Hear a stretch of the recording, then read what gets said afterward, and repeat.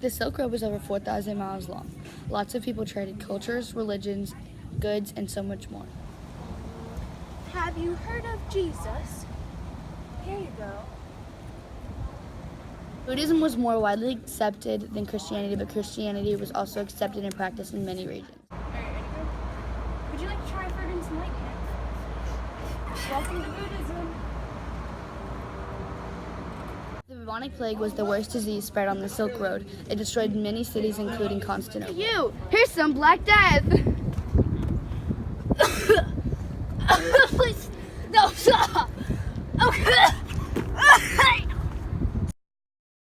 Bronze was important because it was used for weapons, agricultural tools, and currency. It was a valuable item and was more likely to be scammed or stolen. I'll trade you this fine bronze for that gut on your wrist.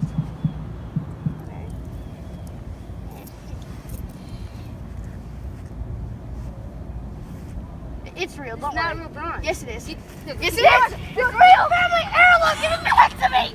Of course, silk was traded on the Silk Roads, but silk was also used as currency and a means of accumulating wealth. Would you like to buy some fine soap? Yes, I got 36 right here. All right. Thank you. Have a nice day. Carrots was one of the major crops sold and eaten on the Silk Road.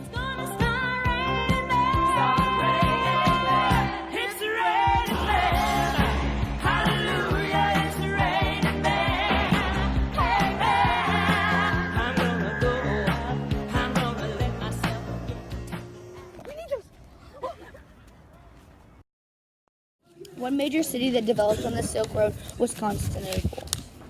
Look, come on, there's people! Constantinople! Horses and camels were used as transportation on the Silk Road, more so camels because they could last longer in harsher conditions. That's a good camel. Good. Because the Silk Road was over 4,000 miles long, most merchants never traveled the full thing, mostly because they would either end up starving to death or dying of thirst. Hungry. So very hungry. Water! Ugh. Not all people on the Silk Road were friendly. Bandits were common threats because they learned that gold, precious glass, and other materials were also sold on the Silk Road.